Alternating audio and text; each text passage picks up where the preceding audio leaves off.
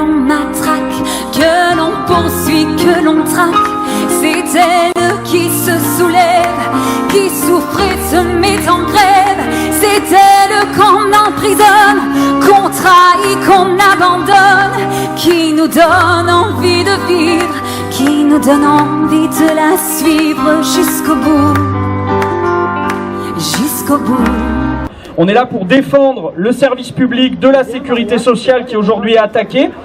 Et concrètement, il faut se le dire, il y a la sécurité sociale, mais aujourd'hui, il y a énormément d'autres services publics qui engagent des plans similaires de réduction de voilure systématique. Et donc on est dans une situation où, avec les réformes de Macron, on voit bien la logique de privatisation complète des services publics, d'éloignement des citoyens qui vont à l'encontre totale de tout ce qu'expriment nos concitoyens. Et je pense notamment à ce qui se passe depuis plusieurs mois dans le mouvement social, dans la rue, sur les ronds-points, un peu de partout, et y compris à ce qui s'exprime dans le grand débat. Parce qu'on voit bien, même si le grand débat, on a été un certain nombre à le critiquer pour voilà, une opération, on n'est pas trop dupe sur l'opération d'enfumage, néanmoins, ce qui ressort malgré tout, malgré le fait qu'il y ait énormément de citoyens qui disent « nous, on jouera pas dans cette cour-là », et malgré tout, ce qui ressort, c'est des exigences de service public, des exigences de vie décente. Et donc, on voit bien la force de ces exigences. Aujourd'hui, on a un enjeu immédiat, c'est bloquer ce plan de réduction des agences de la CPAM, un plan sans précédent, avec des fermetures d'agences. Donc on avait eu, mais ça, il y aura d'autres interventions pour en dire plus, mais on avait quelques velléités déjà, l'agence de Visil qui a failli fermer il y a 1 an. Aujourd'hui, on est sur l'agence de Rives, l'agence de Fontaine qui sont menacées de fermeture, et énormément d'autres agences qui sont menacées de réduction d'horaire ou qui s'appliquent déjà. Et donc ça, on voit bien, c'est la bonne vieille technique, entre guillemets, de quand tu veux tuer ton chien, tu dis qu'il a la rage. C'est-à-dire qu'on casse le service public, puis ensuite on dira, regardez, ça marche pas. Voilà. Donc nous, notre conception à tous ici, c'est pas celle-là. Aujourd'hui, il y a un enjeu de construire la convergence, et c'est dans cet état d'esprit que le Parti communiste a initié du coup cette initiative, non pas comme un point d'arrivée, mais comme un point de départ. Moi, mon souhait, c'est que ça soit un point de départ d'une convergence à l'échelle du département, pour que à chaque endroit où il y a une poste menacée, à chaque endroit où il y a une trésorerie menacée, à chaque endroit où il y a une CEPAM menacée, une gare menacée, une ligne de train menacée, on soit présent massivement pour bloquer ça, pour exiger autre chose, exiger des services publics, de l'argent. Et je terminerai là-dessus, il y en a. Concrètement, les exonérations fiscales du grand patronat, elles n'ont jamais été aussi élevées. Et aujourd'hui, si on parle de déficit, c'est là qu'il faut aller chercher l'argent. Les moyens, ils existent. C'est notre travail à tous qui produisent ces richesses. Et donc, il n'y a pas de raison qu'on continue à être spolié par une minorité de 1% qui capte les dividendes et qui nous répond avec cynisme qu'on est des moins que rien, grosso modo. Voilà pour l'essentiel. Et donc du coup, je pense que ce qu'on fait aujourd'hui, c'est une bonne chose et c'est un bon point de départ. Je vais passer la parole à Pascal. Du coup, merci d'être là. Et puis ensuite aux copains. Voilà, merci. Gilets jaunes. J'ai fait pas mal de mandats d'élu. J'ai été aussi à la CGT. Mais bon, là maintenant, je suis parti sur un combat Gilets jaunes depuis le 17 novembre. Donc, comme le collègue il a dit, c'est vrai que c'est un combat permanent sur toutes les délocalisations. Et là, maintenant, ce qu'ils sont en train de faire, c'est s'attaquer donc cette grande direction là-bas au CPAM, voire donc celle de Fontaine, comme j'ai appris, celle de Rives. Mais moi, je viens donc de la vallée de l'Oisans. À l'heure actuelle, sur la vallée de l'Oisans, Visil, la CPAM de Visil, qui est au cœur de 3 vallées, c'est-à-dire le Trièves, l'Oisans et la Matésine. Et ce qui fait un total de 67 000 citoyens à l'heure actuelle, qui a un jour ou l'autre, à un moment ou à un autre, sont appelés par soit peut-être une feuille de maladie ou par accident, ou une feuille d'accident, à descendre donc sur la CPAM de Visil. J'ai fait des calculs, j'ai fait du pied de rue à la Visil, là-bas, la CPAM. Ça fait à l'heure actuelle 80 personnes jour. C'est-à-dire, allez, en gros, on va dire 1500 personnes mois. Si demain, parce que pour l'instant, on est à 5 jours de permanence, mais à l'heure actuelle, ce qu'ils veulent faire, c'est descendre à 2 jours. Déjà, au niveau des secrétaires, là-bas, vous vous rendez pas compte, c'est que les 1500 personnes sont toujours là, mais avec 2 jours de permanence.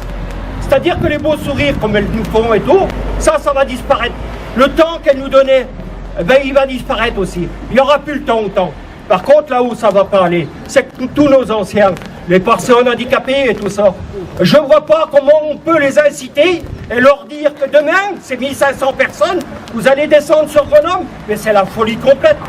À savoir quand même, regardez le mouvement des Gilets jaunes. Il a démarré sur quoi? Sur des taxes. Taxes sur l'essence et tout ce qui s'en fait. Là, sur l'Isère, on est tous avec cette fameuse vignette critère sur les bagnoles.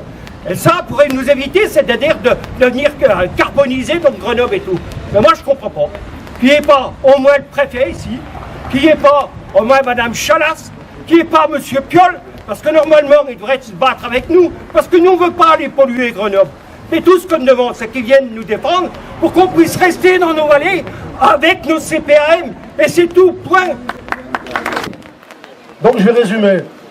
En 2015, les camarades administrateurs CGT de la CEPAM nous informent que la direction a annoncé qu'il ne resterait plus qu'à terme 4 centres de gestion dans l'Isère, les Alliés, Maginot, Bourgoin et Vienne. La question naturelle est Visil. Visil fermera en janvier 2018. La programmation, c'est programmé.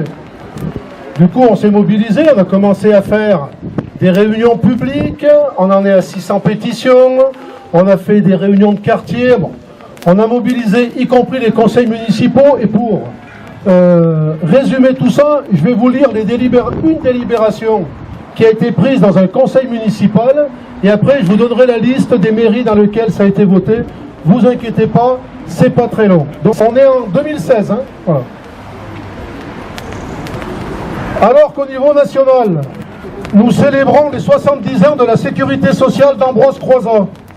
Au niveau local, la direction de la CEPAM de l'Isère continue son travail de fermeture des caisses primaires d'assurance maladie de proximité.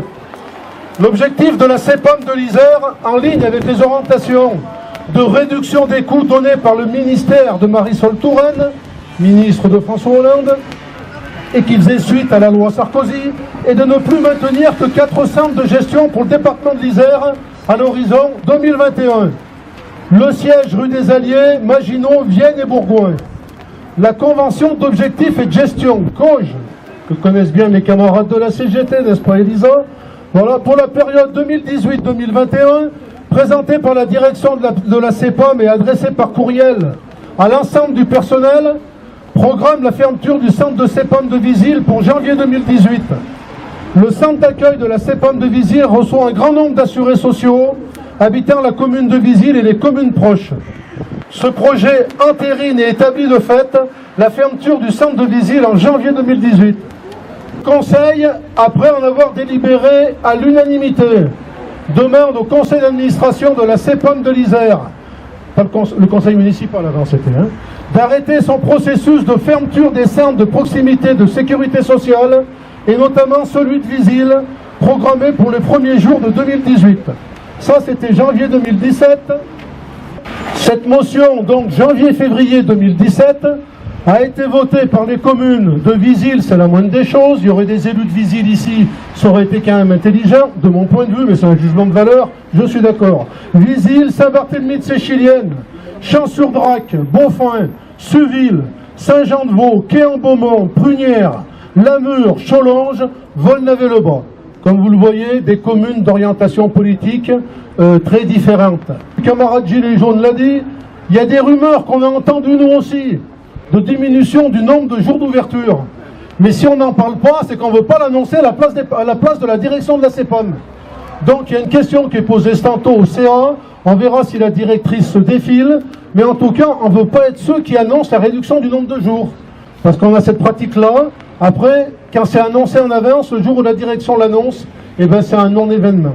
Mais ça veut dire que, mais on le savait déjà, la directrice de la CEPAM, elle est jusqu'au boutiste, elle voulait fermer Visil, on l'en a empêché, voilà. Donc depuis janvier 2018, eh ben la situation est en stand-by. Aujourd'hui, il y a une menace sur la réduction du nombre de jours d'ouverture, et en plus, elle fait le chantage à la mairie de Visil, la directrice, en disant « il faut que la mairie nous donne un local gratuit ». Eh bien voyons, ça lui permettra de vendre le bâtiment qui existe aujourd'hui. Donc la bataille continue, les Gilets jaunes ont rejoint le mouvement, je m'en félicite, nous nous en félicitons, plus on sera nombreux et plus on aura de chances de gagner. Alors merci de me donner la parole au nom de la municipalité. Alors c'est vrai que je suis là en tant qu'élu mais je suis là aussi en tant que citoyenne et bénéficiaire de la sécurité sociale à laquelle je tiens et que les Fontainois aussi tiennent. Donc il y a eu des pétitions qui ont été signées, qui ont été déposées pour le maintien de cette sécurité sociale à Fontaine. Et il est vrai qu'aujourd'hui, elle est ouverte que 2 jours par semaine. Alors évidemment, on nous dit, elle est ouverte que 2 jours par semaine, c'est qu'il y a moins de besoins, mais c'est complètement faux. C'est que quand on se présente le jour où elle va ouverte, évidemment qu'on vient ailleurs. Donc cette sécurité sociale, il faut qu'on la défende. Et pour ça, je voudrais féliciter tout le travail que la section du Parti communiste de Fontaine a fait pour l'organisation de ces pétitions, pour le travail de rue, d'aller vers les personnes, d'aller sur les marchés, devant les écoles, de faire signer. Et tous les collègues qui sont là aujourd'hui, qui ont fait signer des pétitions, plus de 200, Micheline, elle en a fait signer plus de 200. Et je la remercie, Micheline, parce qu'elle a fait un sacré boulot. Et puis tous les autres collègues aussi. Mais sans la section de Fontaine, on ne serait pas parti aussi fort et aussi vite. Et pour ça, je vais laisser la parole à Willy. Mais avant de laisser la parole à Willy, je tiens à dire que la municipalité de Fontaine, au sein de son conseil municipal, a voté un vœu de soutien pour cette action. Et d'autres villes en ont fait aussi, mais j'aurais bien aimé que les villes de la rive gauche du Drac soient là aussi aujourd'hui, parce qu'ils sont aussi concernés par la CPAM de Fontaine. Mais Willy va rentrer dans plus de détails, parce que c'est eux les porteurs, c'est eux qui ont initié cette initiative. Vous pourrez remercier les Gilets jaunes, madame. Les Gilets jaunes, excusez-moi. Willy Le Pagnac, secrétaire de la section de Fontaine du Parti communiste français. Pour nous, l'affaire de la CPAM de Grenoble, de Fontaine, a commencé le jour où notre camarade Michel Cialdea, ancien administrateur de la CGT, se rend en tant qu'usager à l'antenne de Fontaine et constate que dorénavant, la caisse ne sera plus ouverte que 2 jours par semaine sur 4 jusqu'alors. Il contacte donc la direction sur des raisons de cette fermeture. La réponse, elle a déjà été donnée, vous la connaissez, je la cite. La nécessité de rationaliser l'implantation territoriale de la caisse au regard des coûts de gestion et la baisse significative des effectifs de l'organisme liés aux orientations prises par la Convention d'objectifs de gestion 2018-2019. Je rappelle que les coûts de gestion, tout compris avec les locaux, les salaires et les fluides, s'élèvent à moins de 3% du budget total de la caisse, d'une part, et que d'autre part, la rationalisation de l'implantation territoriale signifie purement et simplement la fermeture de l'antenne de Fontaine pour plus de 70 000 usagers répartis sur toute la rive gauche du Drac, de Cessin à Veurey-Voroise, en passant par Fontaine, Sassenage, ainsi que le plateau du Vercors et une partie de Grenoble. Alors quand nos camarades font signer la pétition dans les quartiers, sur les marchés, devant les écoles contre la fermeture de l'antenne, au-delà de 1800 signatures recueillies, ce que nous devons entendre, ce sont les 1800 cris de colère et de messages d'indignation qui les accompagnent. Car la caisse de Fontaine, c'est le quotidien de tous les gens. C'est la possibilité de déposer ses feuilles de maladie, ses arrêts de travail, de mettre sa carte de sécu à jour, d'imprimer des attestations de droit, de réclamer des prestations non versées, de compléter un dossier. C'est être sûr de se faire comprendre et d'avoir un interlocuteur à votre écoute. Ceux qui décident pourraient-ils faire un petit effort d'imagination pour se mettre dans la situation des personnes les plus fragiles, telles que les personnes âgées, les personnes handicapées, les malades et toutes les personnes fragilisées socialement, pour qui cette fermeture va représenter encore plus de difficultés dans la vie de tous les jours. C'est entre 120 et 150 personnes jour qui est accueillie dans cette antenne. C'est loin de notre conception du service public. Pour nous, le service public doit être au plus près des citoyens, ici les assurés. À la notion de rentabilité, nous opposons celle de la qualité. Au coût, nous opposons la notion d'investissement pour l'avenir. Et à ceux qui le jugent dépassé, nous leur disons qu'au contraire, le service public n'a jamais été aussi nécessaire qu'en ce moment, et qu'il doit s'évertuer à répondre de façon adaptée aux besoins et nécessités de toutes et tous. Oui, des droits pour tous, une réponse adaptée à chacun au plus près de son lieu de vie. La connaissance et la réalité du terrain nous permettent d'affirmer que si le recours à Internet peut être un moyen de communication parmi d'autres pour le public, il ne peut se substituer à l'accueil du public et justifier la fermeture d'antennes. Ce serait faire rentrer une bactérie mortifère dans un organisme de santé, bien loin des aspirations des gens, à vivre dans une société dont les valeurs de solidarité et de sécurité nous rassemblent, à vivre dans une société apaisée, fraternelle et humaine. Nous demandons donc à la directrice de la CPAM de Grenoble de renoncer à la fermeture de l'antenne de Fontaine et à l'ensemble des membres du conseil d'administration qui se tient aujourd'hui de voter contre cette mesure quand elle apparaîtra à l'ordre du jour au nom de la défense du service public de proximité et par respect des populations concernées. Merci. Je vais passer la parole à Elisa pour la CGT des organismes sociaux qui travaillent dans la Tour, donc qui connaît bien la situation. Merci.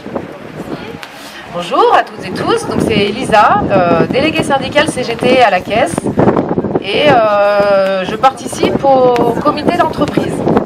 C'est lors des comités d'entreprise qu'on a appris aussi les nouvelles orientations territoriales de la nouvelle direction, puisqu'elle est arrivée en janvier 2018.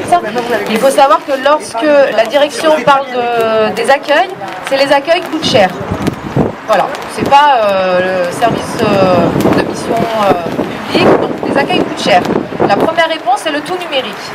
Donc, dans l'orientation stratégique de la direction, on a 16 agences réparties sur l'ensemble du territoire isérois. 16 agences, ça ne sert à rien puisque les gens doivent s'autogérer par rapport à la sécurité sociale, leur maladie. Et donc le tout numérique répondra aux fermetures aussi des agences, puisque tout le monde aura accès à Internet. S'ils n'ont pas accès, eh bien, ils pourront se faire aider par les voisins ou autres. Les agents d'accueil avaient un vrai métier d'information, traiter des dossiers. Ils ne traitent plus du tout des dossiers, ils sont chronométrés. Si on dépasse, ils peuvent se faire reprendre par la direction parce qu'ils ont dépassé le temps d'entretien. Et ils ont des objectifs pour ouvrir des comptes Amélie. Pour l'anecdote, une des camarades CGT qui travaille à l'accueil a dû ouvrir un compte Amélie à une personne malvoyante. Voilà, donc on peut se dire quel est l'intérêt. Et en fait, c'est parce qu'à un moment donné, on nous avait enlevé les habilitations pour imprimer des documents. Attestation de sécurité sociale, c'est la base. Attestation de sécurité sociale, ça prend 2 secondes à imprimer, la personne est contente, en a besoin. Et bien là, non, on n'avait plus cette possibilité-là. Donc, on ouvre des comptes Amélie à des personnes aveugles. Voilà l'état d'esprit dans lequel la sécurité sociale fonctionne. Le tout numérique, il faut faire des économies, donc on ferme des agences, on transfère des services. Certains services partent à la région, d'autres partent au national. Les remplacements, les départs à la retraite sont pas ou peu remplacés, 1 sur 2. Par contre, la surcharge de travail reste la même. Et on doit faire de la qualité, donc c'est-à-dire bien accueillir les assurés, mais surtout pas prendre de temps pour leur expliquer le fonctionnement de la Sécu. Et s'il y a avec le tout numérique, ça ne peut pas répondre à tout. Imprimer une attestation de sécurité sociale, c'est faisable. Mais si vous avez un dossier d'accident du travail, un ordinateur ne peut pas y répondre. Et bien c'est sur rendez-vous. Donc la personne qui ne sait pas vient ici au siège, sans rendez-vous, doit repartir pour prendre rendez-vous, doit revenir avec son rendez-vous. Il va manquer un document parce qu'on sait comment se passe l'administration, il y a beaucoup de documents. Du coup, ils repartent parce qu'il manque un document. Ils reviennent, mais ils ont oublié de reprendre rendez-vous. Et c'est un cercle vicieux. Et voilà à quoi la sécurité sociale est amenée à devoir travailler. Et c'est pas tout. Alors, je vous invite au rassemblement qu'il y a le 4 avril devant l'ARS, puisque la médecine en règle générale, la sécurité sociale en règle générale, la CAF, nos camarades en face vivent exactement les mêmes choses. La Directe est en mobilisation hier pour les mêmes raisons. Et en fait, leur point d'indicateur, c'est le tout numérique. Donc, on va fermer des jours et des horaires de permanence. Donc les chiffres de fréquentation, comme il a été dit tout à l'heure, vont diminuer. Et parce que y a moins de fréquentation, et ben ça sert à rien de maintenir les agences. Donc voilà, c'est ça le processus, c'est ce qu'on essaye de dénoncer à la Caisse. C'est pour le moment pas très entendu. Bon, on verra bien ce qui se dit là au conseil d'administration. Mais voilà, on lâchera rien, il faut continuer à dénoncer. Et c'est pas possible de voir comme ça tuer la sécurité sociale, tuer les conditions de travail. Voilà. Il faut savoir que sans l'intervention de Guillaume, on n'aurait jamais eu de rendez-vous, ne serait-ce qu'un rendez-vous avec la directrice de la CPAM. Donc on voit bien l'utilité et on la remercie, il le sait, mais du coup merci d'être parmi nous, même si lui était pas disponible. Merci. Merci, c'était important pour lui, voilà, en tout cas d'être présent, de montrer son soutien, évidemment, et de continuer à dénoncer ce plan de rationalisation qui en fait n'est qu'un plan de dégradation du service public, dégradation, et ça vient encore d'être dit, avec toujours la même stratégie qu'on retrouve, qui est l'éloignement à deux titres, un éloignement physique, c'est-à-dire que c'est des services, c'est des antennes, des bureaux qui disparaissent physiquement pour effectivement ensuite devoir contraindre les usagers à faire plusieurs dizaines de kilomètres, et c'est un éloignement physique aussi quand derrière c'est un plan de numérisation, de remplacer effectivement l'humain par des ordinateurs, et on voit bien sûr les dégâts, on peut penser à Pôle emploi, la situation de la Directe a également été évoquée, on est malheureusement toujours dans la même stratégie. C'est en tout cas ce que s'efforce Guillaume Gontard et dans son groupe communiste, citoyen, républicain, écologiste au Sénat, quotidiennement, que ça soit effectivement de défendre cette notion de service public à laquelle non, on ne peut pas effectivement imposer un objectif de rentabilité, ce n'est pas possible, ce n'est pas envisageable, et en tout cas c'est sur ce principe-là qu'il continuera à se battre comme il l'a déjà fait pour la Poste, comme il le fait pour la SNCF, où encore une fois systématiquement on est sur une dégradation globale des services publics pour effectivement en faire et tenter d'en faire la démonstration généralement pour la direction, de dire bah regardez, ça ne marche pas et en plus les usagers désertent nos services publics. Donc moi j'appelle bien évidemment à une mobilisation large. On sera évidemment aux côtés de tous ceux qui défendent aussi cette notion.